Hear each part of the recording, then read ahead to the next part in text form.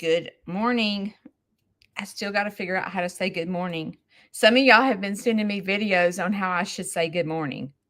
Good morning. No, it's too early. um, the first thing that comes to my mind when I say good morning is when I was in school. You know that song, Good Morning to You. Good morning to you. We're all in our places with sunshiny faces. Good morning to. But then I was like, oh, that will so annoy y'all. I don't know how to say good morning, but I need to come up with some clever way to say good morning. Just saying.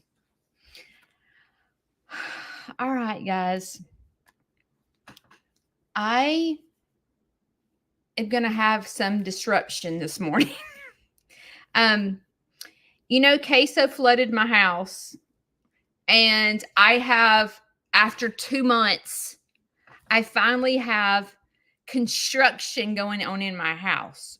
So, like yesterday, it was a nightmare, and I couldn't really go out to the chicken yard because I had strangers in my house. There's a stranger in my house. You know that song? I had strangers in my house yesterday. Kayla was sick yesterday, so she wasn't here. I'll let her tell y'all about it. So if y'all don't follow her page, Sneed's Farmhouse Backup Dancers. I don't know, Kayla, if you can put your page down here, but y'all can go follow her and she can tell y'all her business. I'm not going to tell you her business. I'm just going to tell you she was sick yesterday, and Kayla don't get sick. So when I got a phone call at 6:00 in the morning, I was like, oh God, what's wrong? Oh no, what's wrong? Because I knew something was wrong. But anyway, y'all can go follow her page and she can tell y'all what happened. But anyway, so yesterday I had to stay inside with Larry and the workers. And the workers said they were going to be here at 7:30 this morning. Just to give you a little bit, I have no bathroom or no toilet in my bathroom. I have no toilet in the guest bathroom. There's only a toilet in Larry's bathroom. I couldn't use my shower last night. My washer and dryer is in my garage. My pantry is on my kitchen table. Need I say more? So everything is just kind of out of whack right now. But they said they're going to be here at 7:30. So if they're here at 7:30, I may have to let y'all go. I don't know. They may not care that I'm live, but y'all will hear a bunch of banging going on because I'm in my bedroom and that's where they've got to finish the tile. So I don't know how today's live is going to go. So I'm going to jump to what I'm going to talk about. The name of this live is Growing Old Gracefully. Why did I say that? Over the let me tell you about all that I'm doing wrong. Okay. I'm not handling Larry very well, which is the reason why we brought Kayla in, because I feel like I'm not a good caregiver. When you're a family member of your loved one, you find yourself very frustrated when people don't take care of themselves and they're living in your house. Like when people don't try to better themselves and they just give up. Me, as the stepdaughter, I'm pissed off. That's a light word. When people just give up, I don't understand that. I do not understand, because I'm not a give up person. So like, it's hard for me it's even hard for me, like with mental health. I talk about mental health all the time. I do not do well when people are depressed, like every single day. You would think that I would understand that, because that was me. I would literally sat in a red chair every single day and cried for years. Years. Okay. So you would think that I would understand people that are like that. I don't. I have zero tolerance. I am not a good caregiver. I've realized that. I just I feel like personally, when you fight depression or you're growing old and you're facing certain things, I think you should embrace them. Like personally, like if you're freaking depressed or you have anxiety, go to the flipping doctor. You know what I mean? If you're not strong enough to hold your oxygen, go get freaking physical therapy or go to the gym. If I just I'm not good at it. I wish that I had I wish that I had this patience, but I don't. I struggle with understanding people that don't want to help themselves. I'm just not good at it. And I will tell you I'm not good at it. And so that's why when Larry was giving up, I said, I can't do this. I cannot physically sit in my house with the Debbie Downer that sits on the couch all day long and does absolutely nothing and will not do what the doctor says. I can't handle it. I'm mad. I'm frustrated. I can't understand why people just give up. I wish that I could, but I mean, what am I supposed to say? Okay, just give up. I'll give up with you. Like, we'll just give up together. I don't know how to do that. So we got Kayla in here with Larry, and it's hilarious because with Kayla, he does everything she says. If she says get on the oxygen and walk to the chicken coop, he's literally not going to back talk her. He's going to get on the he's going to get his oxygen on and go to the chicken coop. If I say, hey, let's go outside to the chicken coop, get your oxygen, he rolls his eyes at me and says, I don't want to go. And I'm like, why does he do it for Kayla and not me? Like, I don't understand. And then I realized that that's how we are as human beings. We treat our family like crap. just saying.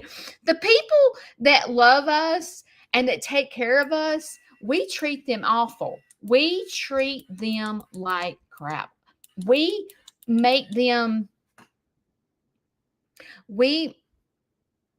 I guess we just know that we're going to love them regardless, so we don't have to treat them nice.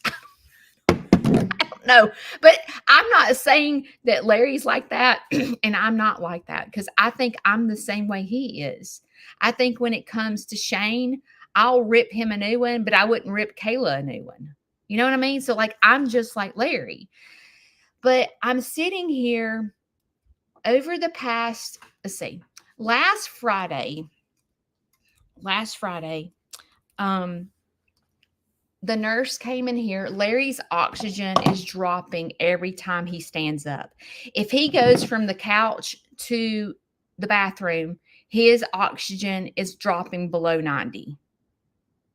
And when your oxygen drops below 90, it's causing brain damage. Like, your brain is not working right. So the nurse said it's time for him to be on oxygen full time. So this has not been going well. Now, that was Friday. She sat us down for an hour and explained to Larry and to me that he needed to be on oxygen 24/7. So they went and got him this carrying thing so that when he, goes outside, or that he can carry it with him. And then when he's inside, there's this long cord where he can go to the bathroom or go to the kitchen table to eat with his oxygen. This is not sitting well with him at all. It is not sitting well with him at all. He is mad as a hornet. He is not growing old gracefully. He is mad as a hornet because in his brain, this oxygen is not doing him any good. He can't tell a difference. He tells us, I can't even tell a difference. And he feels strapped to a cord. Well, Monday, I told Kayla and I have been so busy with Larry and field trips that we have neglected to clean our coops and stuff like that. Our normal activity is changing because we have interruptions of people being at the farm and us taking care of Larry and taking Larry to the doctor and stuff like that. So my farm, I feel like, is a disaster. So Monday, I told Kayla, I said, hey, I'm going to take Larry with me and I'm going to go take him to, he loves to go to breakfast. So I said, I'm going to take Larry with me. We're going to Arab because I'm going to go pick up some pigeons. And then I'm going to take Larry to breakfast. I said, you stay here because no one's going to be on our farm today. You stay here and work on the farm while I go do these chores. She said, fine. So that morning I said, hey, go get your oxygen. Me and you are going to go to breakfast and we're going to go pick up some pigeons. He loves to go riding. He calls it loafing. So he loves to go riding. So he was super excited that me and him were going to go to Arab and then go to breakfast. So we go get the pigeons. He has on it. I tell him to go get his oxygen. He goes and gets his oxygen. And then we go get the pigeons, and then I pull up at the restaurant, and he said, I'm going to take my oxygen off to go in this restaurant. And then I'm the daughter, and I like playing daughter and not playing caregiver because I suck as a caregiver. I'm telling you, I suck. So when he began to tell me that he was taking his oxygen off to go into the restaurant, I had to remind him that he has to wear oxygen. I said, I have to remind him that he has to wear oxygen full time because he's fixing to get up and exert energy and his oxygen is going to drop because we're going into that restaurant. So I said, no, you can't take your oxygen off. I said, you have to leave it on to go into the restaurant. So then he starts crying and begging me to let him take the oxygen off. So I'm in the parking lot with these pigeons and Larry crying, going, please, please don't make me wear it, please. And I'm like, oh my God. So I was sitting there trying to keep it together. I'm like, okay, Judy, keep it together. I said, you have to wear your oxygen, Larry. This could cause brain damage. You have to wear your oxygen into the restaurant. And he has this little tantrum. So I had to put the car in reverse and leave because I couldn't allow him to go into the restaurant without oxygen. And I was just like this. So then as I'm backing up to leave, we get down the road and then he starts crying, begging me to turn around and go to the restaurant. And I'm like, this is a disaster. Like I don't get away from my farm much. And I was looking forward to taking him to breakfast. And this has become a complete disaster. So then I'm driving down the road and he's upset because we didn't go into the restaurant. And I'm trying to coach him to go, I'm trying to, oh shoot, hang on. Oh, wait. I'm a cheerleader, right? So then I try to coach him and I'm like, listen, I know it sucks wearing oxygen. I can only imagine like being strapped to oxygen. Like I understand it freaking sucks. I don't know personally what it's like, but I can only imagine what it's like to carry a daggum oxygen tank around. I mean, it's got to suck. And your life is totally changing because you're getting older, but like you have to wear it. So then he's mad at me and we don't talk the whole way back to Coleman. So then we get to Coleman and I'm thinking in my head, like, how do I handle this? Like, I almost feel like I now have a 5-year-old and I'm having to teach him consequences of his actions. So then we get to Coleman and he goes, please take me to Denny's. Please take me to Denny's, please. And I said, Larry, we're going to go home and eat breakfast. But maybe the next time we get out and we stop to go out to eat, you will not fight to wear oxygen. You will understand that you have to wear it. So we're going to go home and eat a biscuit, and then we'll try this again this week. And he's crying like a baby. And we head home. And I'm like, I hate this. Like, I hate every second of this because I look like the B word because I'm forcing him to do something that he doesn't want to do. So I look straight up like the B word. And I'm like, I hate this. So I get home and Kayla's like, what the crap is wrong with y'all? You know, because she knew we got home early. And I said, it's just, I don't know what to do. So yesterday his nurse came. I need to pop a cold one. It's 5 o'clock somewhere. Grab your protein shakes. So I sat here and I was like, I feel so sorry for Larry. I feel so sorry for Larry. And I was trying to break it down. And I was like, how does he feel? Like, what sucks so bad about wearing oxygen? Like, what the heck?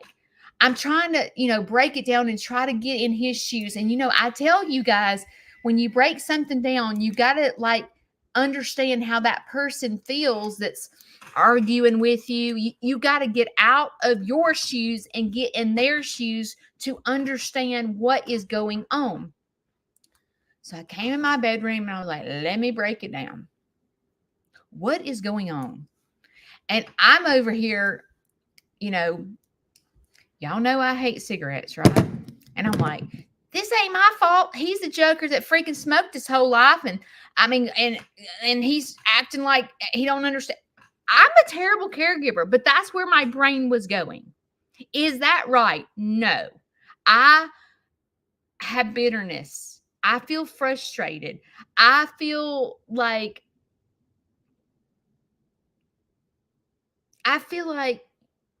these are consequences to your actions. When you smoke for 50 something years, these are your consequences of what happens. And when you're in the middle of when you're not struggling smoking and you love smoking a cigarette, I feel like that you're not thinking about your future. You're not thinking, just as if you have extra pounds on you. Are we thinking about our future? No, we're living in the moment. It feels good to eat that cupcake. It feels good to smoke that cigarette with my coffee. We're living in the moment, is what I realize. And so when we have consequences when we're older for the actions we did when we were little, for example, let's get off cigarettes because I don't want to make people mad. It's like when I'm picking up these 50-pound bags of chicken feed, my mother-in-law is like, you're going to regret that. You're going to regret. And I'm like, what does that mean? Why is she telling me I'm going to regret picking up 50-pound bags? And the reason she's saying that is because when I do it, I feel it the next day. My body physically hurts when I have to do feed. But what am I going to do? Sit it out, and not put the feed out? No, I have a farm. So my consequences for picking up this feed is I suffer for days afterwards. Well, when your body is telling you, maybe you shouldn't be picking up this because you are getting older, Judy, and you begin to ignore what your body is telling you, you're going to get injured. And my chiropractor, when I went to him, because I've been having a lot of, over the past, ever since I got this farm, I'm injuring myself left and right. And there's serious injuries where my injuries are not lasting a week. They last for months. And I'm in pain with my back or my knee or something, my thumb. And I'm being aggravated. And my body is telling me, hey, Judy, you ain't no young chicken. You need to be careful, with what you're doing.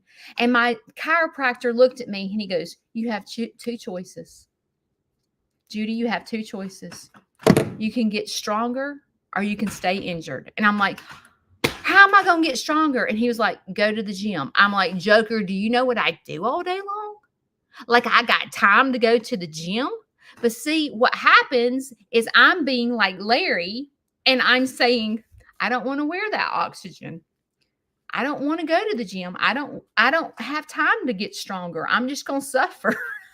And Larry's like, I don't have time to wear oxygen and breathe. I don't like it. So like when I'm able to break it down and look at the big picture, then I'm able to see that I'm just like everyone else. I'm sitting here getting mad because people don't go to the doctor or people do this, that, and the other. And I'm just like them. I'm no different from them. I'm no different. So it makes me stop and think. But I have been with the oxygen. The nurse came Tuesday. And in front of Larry, I told her, I had to be honest. This is my house. I'm supposed to feel safe in my house. And I feel like being a caregiver, I am a train wreck. And I told her, I said, I'm not enjoying saying every time he gets up, where's your cane? Where's your oxygen? I'm not enjoying this. And I don't know if I need to continue to remind him, but he gets mad at me when I remind him. He rolls his eyes at me. And I'm not enjoying it at all. And I told the nurse, I said, I feel like a prisoner in my own house. In order for me to get away, I have to come to my bedroom and shut the door. And I handle my own depression when I'm by myself. When there's people around me, I can't, I'm in total anxiety sometimes. When I'm in the middle of anxiety or depression, I have to get completely by myself to process things because my mind feels like it's like noodles when I can't get by myself to break something down or to think. I can't do it. And I feel like I have to I can't be in my own house because I don't have any privacy. I have to come into my bedroom and shut the door. And then I look like the B word.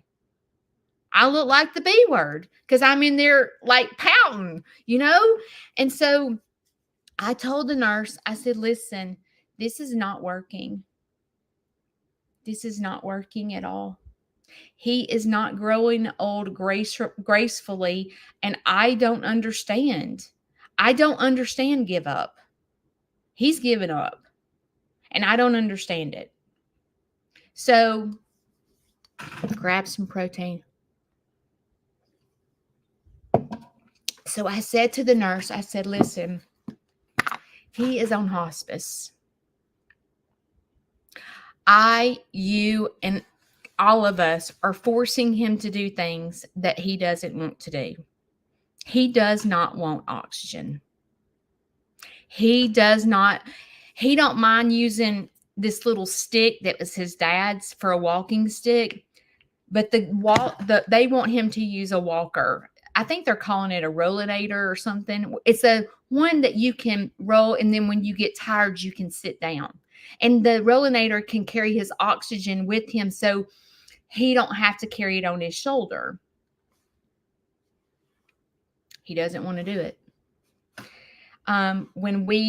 When Shane and I go places, we feel guilty if me and him want to go on a date, we feel guilty because Larry's home, or if we're running somewhere. So we always make sure that we include him, and we're like, hey, we're going out to eat, or hey, we're going to Lowe's. Do you want to go? And he always wants to go, but he won't get out of the car.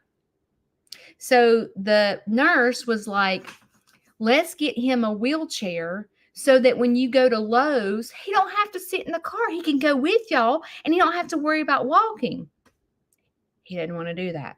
He wants to sit in the car. And I'm like, why do you want to sit in the flipping car? I don't understand any of it. But I do understand that it is causing me to resent, and it's causing Larry to resent me for making him do something that he doesn't want to do. and it's not good. It's making me miserable, and it's making Larry miserable. So when the nurse came on Tuesday, I said, listen, this is not going well. And I think that we need to talk to Larry. First of all, I don't know what he doesn't understand and what he does understand. So the nurse said to him, I really want you to start using a walker. And the reason is because if you get out there in that chicken yard and you fall and you break a hip, you can't have surgery, Larry.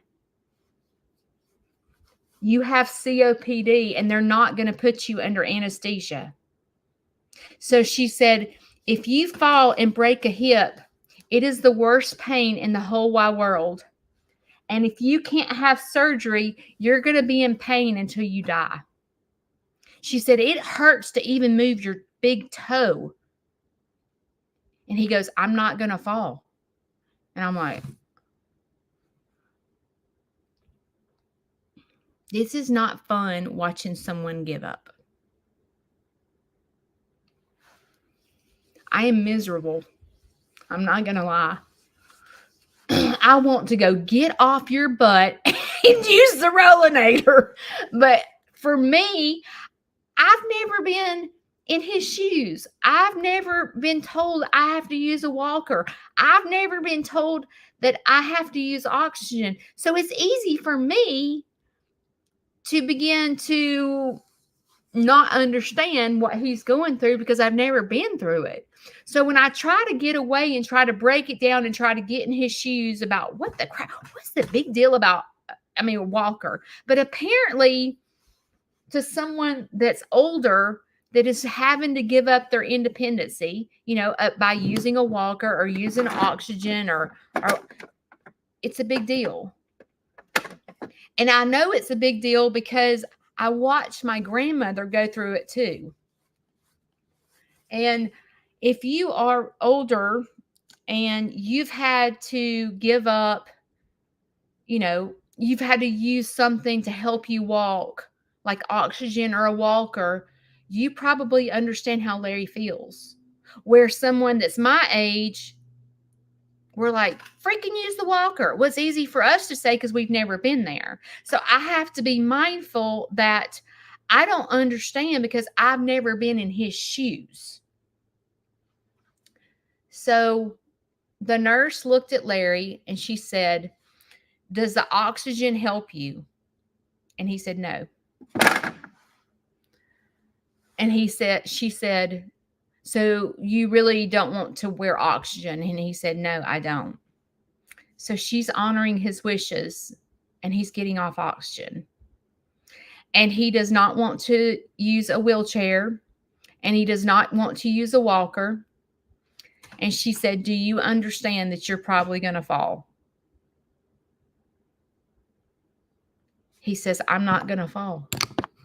And I'm like, so we are honoring his wishes and he's not using a wheelchair and he's not using a walker and he's not using an oxygen.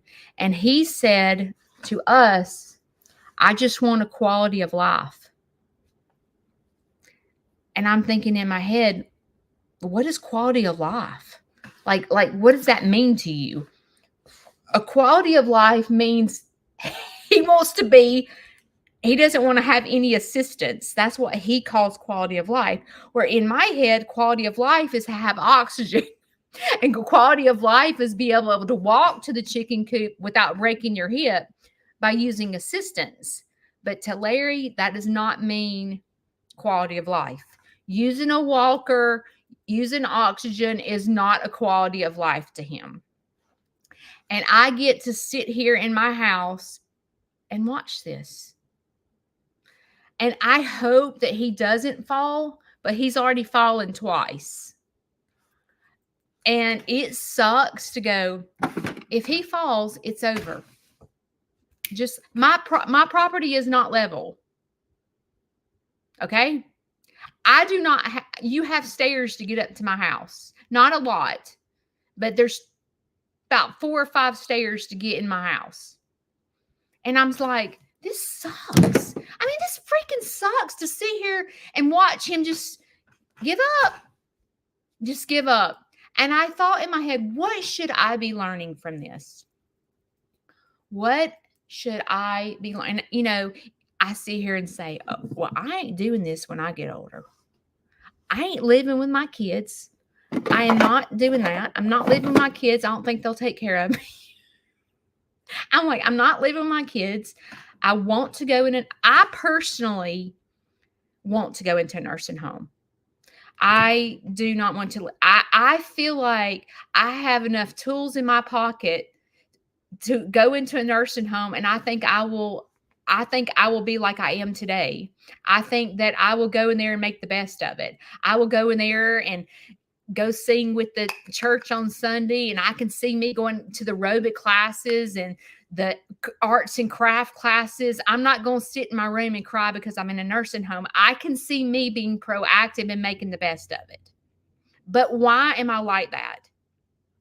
I think it's because I've had enough counseling under my belt to know that I have got to grow old gracefully. And when you're sitting it out, it means that you're giving up. And when you give up and you sit on the couch and do nothing all day long, you're making your kids miserable, you're making yourself miserable, you're making everyone, because you're Debbie Downer, because you hate your life. And I think that if you can work on yourself today, I don't care what age you are, if you can begin to work on yourself today and allow yourself to grow old gracefully, there is so much and so many activities for the elderly. They like right here in West Point, the elderly, I forgot what the senior citizen center, they get together and go to breakfast. They get together, they go traveling together. They do games together. They go around to different farms, just like they've been to my farm. They embrace life. They go to exercise class. They go to water aerobics. They stay active. They stay active. I've watched, like Shane, for example, is fixing to retire. And I've seen people retire and then they stop. They're used to going to work every single day, getting up, routine, and then they retire and they start sleeping in and they're sitting on the couch more, and they don't have some type of activity they go to, and they just go to pot. They just go to pot because it's almost like they get lazy when they retire. This is what's happened in my family. I can't talk about your family, but that's what has happened in my family is they begin to sit at home a lot and they're not active. And then you start seeing their health decline because they don't have an extracurricular activity that they go to. Like maybe they go golfing or they go to exercise class or something to keep yourself going. In order to me, to grow old gracefully is not to sit it out. Don't get yourself active. Eat right. Drink your water. Stay active. Go get yourself involved. You can go to Jack's. Okay, there's Jack's here. You can go to any Jack's at 7:00 in the morning, and there's a group of senior citizens in there that eat, and they eat every single morning together. And you have to get yourself out of your comfort zone and go in there and meet them. They'll have Bible study in the morning, and they eat breakfast every single morning. And it's usually men, and they just love it. They chit chat. They talk about, they better themselves because they're surrounding themselves with people that are not giving up. But when you give up and you just,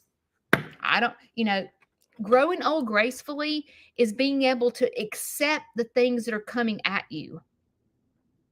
Like accepting that you might be on oxygen, or you might have to go to the nursing home, or you might have to give up driving. Like those things suck. It sucks. It is awful. But it's not the end of the world. There's still a purpose for your life. You know, people that are older are like walking history books. Do you know how awesome it would be? The libraries, for example, I go into the libraries a lot and read to the kids. How awesome if you're a retired teacher. Protein. My hang on. My computer's about to die, and I've got my glasses off, and I just noticed it. If you are a retired teacher, how can you give back? How can you give back if you're a retired teacher? Y'all, you could call your local library and say, once a month or once every other month, I'd like to come read to the children. And you can go into the library and volunteer. It takes 15 minutes to read a book. Go in there, and all these little kids are around you, and you have an opportunity to teach.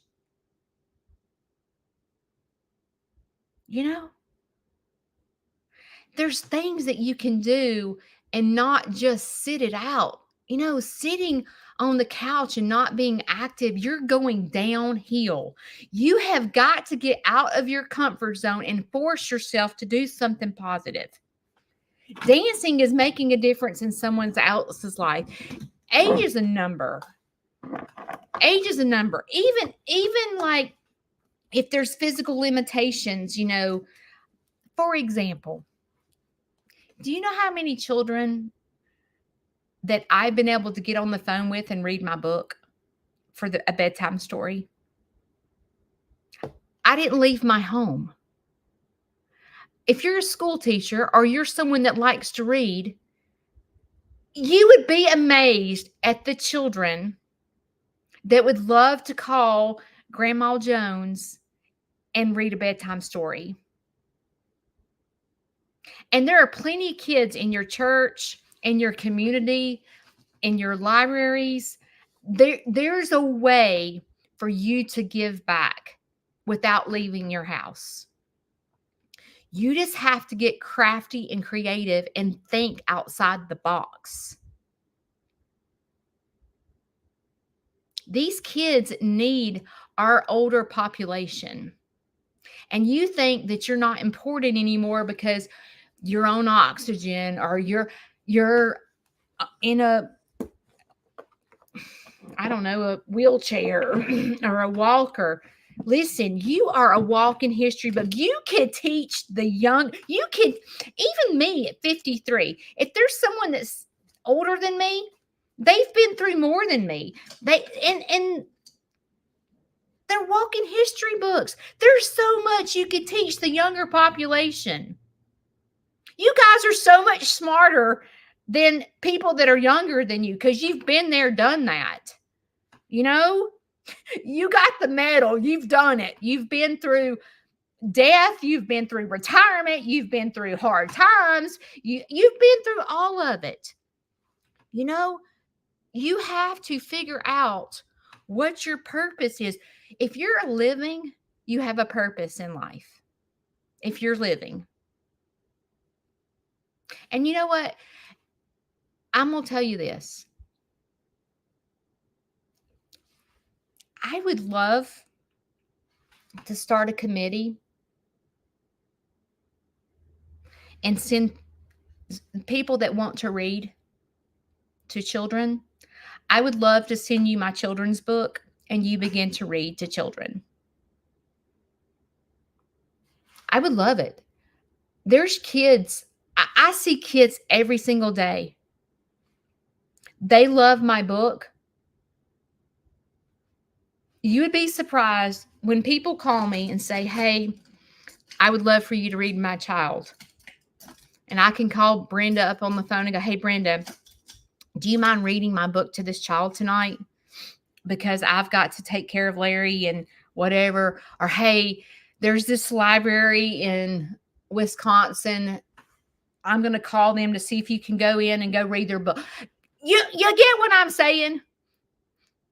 If you don't have a book and you don't know what to read children, tell them about your Aunt Judy. Tell them go tell a story. I could sit and listen to the elderly people talk about their childhood and what it was like when they were growing up. I could sit and listen to them all day long. I could, because it's amazing to me, especially the people that grew up in the Depression. I can remember when I was young and they would talk. I worked, the very first job I had was Hallmark cards. That was my first job. And there was a lady that was a Jew, and she was it called the Holocaust? I think is what it's called. She grew up in that. She literally had to watch her parents get burned in a fire by people that wanted to kill the Jews. And I can remember being 16 years old and her crying to me, telling me about the day she watched her parents catch on fire, and she was a little girl. And I'm like, what? And I can remember her talking to me about all that. And it was like, things like that really happen? Like younger populations don't understand what your life was like growing up. Before social media, before cell phones. Like when I talk to my kids about the first cell phone, the bag phone, and they're like, what? I'm like, oh yeah, I thought I was somebody because I had a bag phone, and they don't understand that. My side-by-side has the crank windows, that you crank, you roll the window down and roll it up. The younger population, when they get in that side-by-side, they're like, what is that? I'm like, that's how you roll down the window. And they're like, what? How do you roll down the window? I'm like, you turn it. And they're like, what? They don't understand because they're used to that zzz, rolling down the window. They don't know where people in my generation, I can remember when the electric window came out. You were rich if you had a car with an electric window thing. And now kids nowadays don't understand. They get in there and they're like, they think it's so cool that you roll the window down that way. You know what I'm saying? They don't understand. And it's like, it's up to us. It's up to us as an older population to teach kids what life is really about. To teach kids where their chicken comes from, or where their vegetables come from, or where, teach them about mental health. Mental health is not taught in the schools, and I think it should be. And as a matter of fact, this month is Mental Health Month. And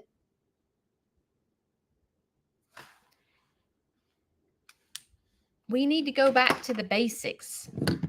And it's up to us as the older population to teach that. But you've got to figure out, you have got to get off the freaking couch and figure out what your purpose is and where you need to plug in your community. There's people that need you. And you're sitting on the couch being Debbie Downer every day because your family's jacked up, or because your health is going down, or what. Quit being Debbie Downer and get to figure out. Hang on. To figure out your purpose.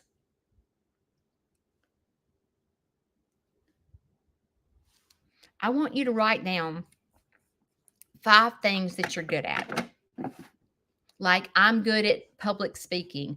I'm good at arts and crafts. I'm a really good reader. I'm good at golf. I'm good at dancing. I'm good at whatever. I want you to write down 5 things that you're strong at. I'm good at painting. I'm good at this. I want you to write down the 5 things that you're very good at. And your talents is part of your purpose.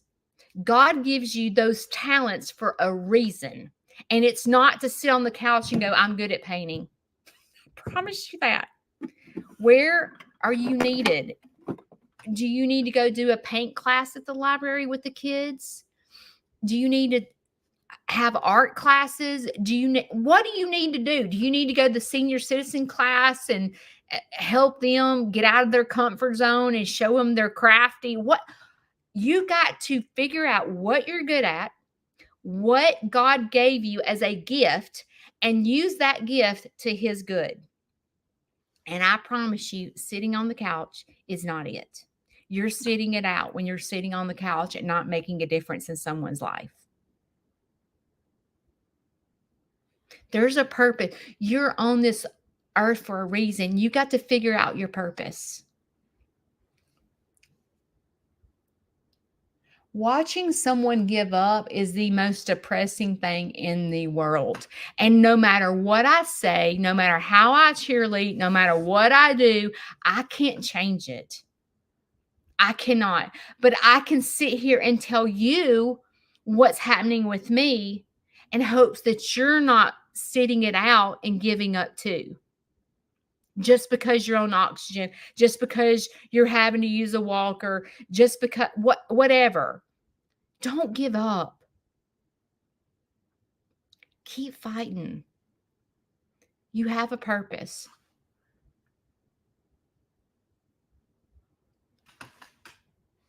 Well, he said he was going to be here at 7:30 and it's 7:45 and he ain't here yet. I do have some exciting news. So my niece, my oldest brother's daughter, is an artist.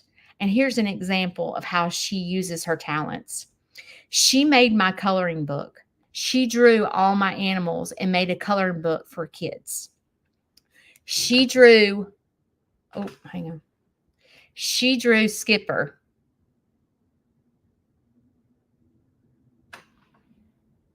So Skipper's going to be added to my coloring book. But if you're an artist, here's an example.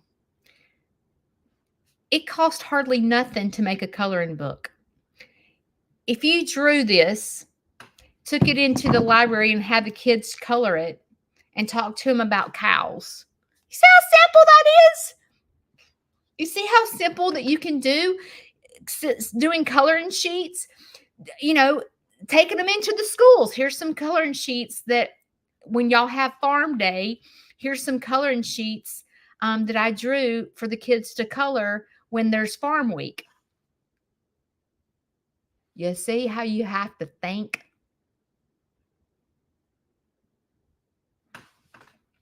My coloring books are not for sale. They're just going to be donations. I'm just going, like, when someone makes a donation, they're going to get a coloring book, or I'm not going to put a price. They are going to be on sale at Amazon just because that's what they do. But here on my farm, if you're wanting a coloring book, I just ask to make a donation. I don't care what the donation is. If you make a donation, then I will send you a coloring book, and I'll sign it.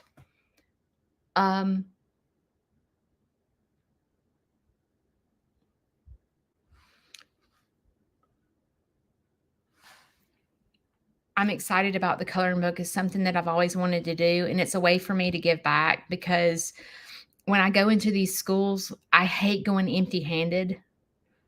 And so when I go into these schools, I can take coloring books with me, and the kids can have something. I usually when I go into the school, I give every kid a free pass to my farm, and then I'll be able to give them a coloring book. So it's just a way for me to give back. So I'm not really selling the coloring books, but I just ask for a donation. And if you don't have the money for a donation, I'll send it to you anyway. But the coloring book is at Amazon right now, getting finalized, and or Kindle, I guess I should say, and it's getting published and uploaded in Amazon, so it'll be here soon. But it's a really cute coloring book, and it means a lot to me because my niece was the one who drew every one of the pictures, and it took her 0.2 seconds to draw all those because she's an artist, and she doesn't realize, because she's 19, but she doesn't realize that she's touching people's lives by her talent. It was nothing for her to draw those. It took her literally a second to draw every one of those pictures. But she doesn't realize how that's going to impact every kid that colors. They're going to hear my story. So see how her talent is used for good, for his good? And you got to think about the same thing with your talents. You're all talented and special in a certain way. And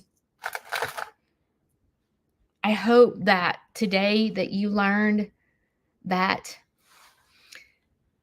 to me, age is just a number. And I love you, especially most people that follow me on YouTube are 65 and older. And I'm going to tell you something. I freaking love y'all. My grandmother was a very positive influence in my life. And most people, they say the same thing about their grandparents. And I feel like when there's 22,000 people following me on YouTube, and majority of them are 65 and older, it's almost as if I feel like I have 65. No, I almost feel like I have 20,000 grandmothers. I feel so special on YouTube. Woo! I do. The thought of you guys following me, and I know that you can sympathize with Larry on what he's going through. And I just want you to hear, because your kids may not tell you how important you are. And when you're giving up, it's not good. Don't give up. Fight to the very end. And if you're facing things, like I said, like a nursing home, walker, oxygen, living with your children, whatever, your life is totally changing, embrace it.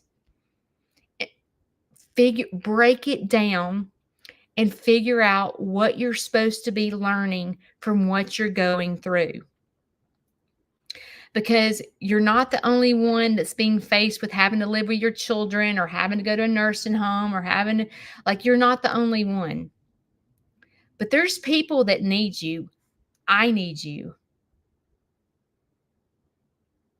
I do. All you YouTubers that follow me, I need you in my life. I do. You're very important to me.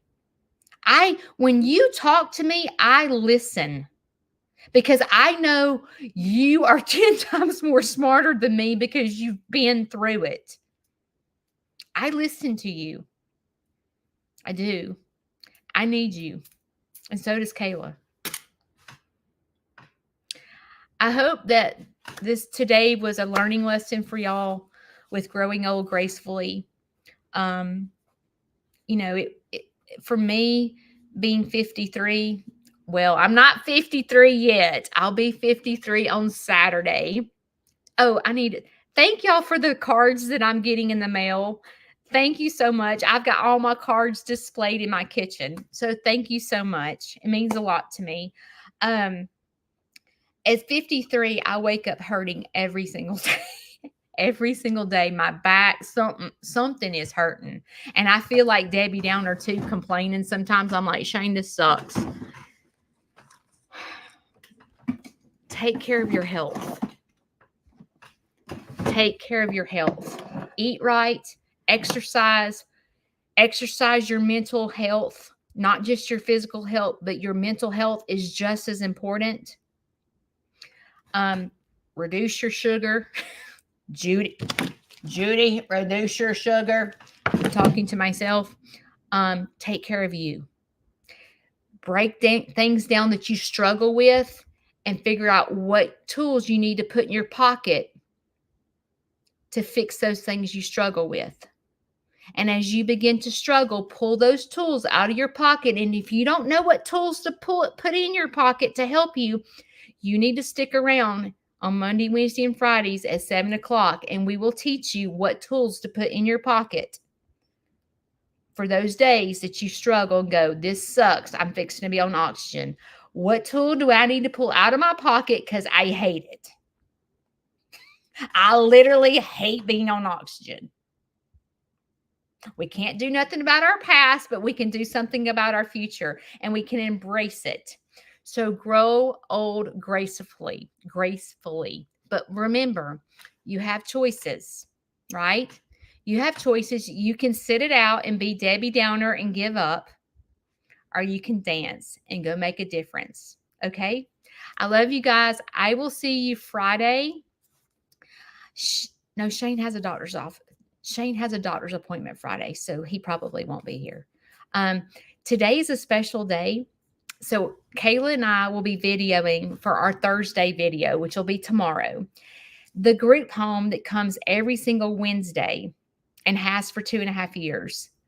They're doing a tour today for another group home. So Kayla and I are taking a step back. Stormy, one of the girls that comes all the time, is going to be Aunt Judy and read the book to the group home. And the group home will be leading this other group home around. And Kayla and I will just be in the background. And it's going to be incredible. It is going to be a great video, I'm sure, because I'm going to tell you something. These group homes are so precious to Kayla and I. They change our lives every single time they come. But it's going to be an exciting video of them actually taking this other group by the hand and showing them my animals, teaching them about my animals, and so forth. So be on the look. It'll post in the morning at 5:30. Bye, guys. I hope you dance. I'll see you Friday. Bye.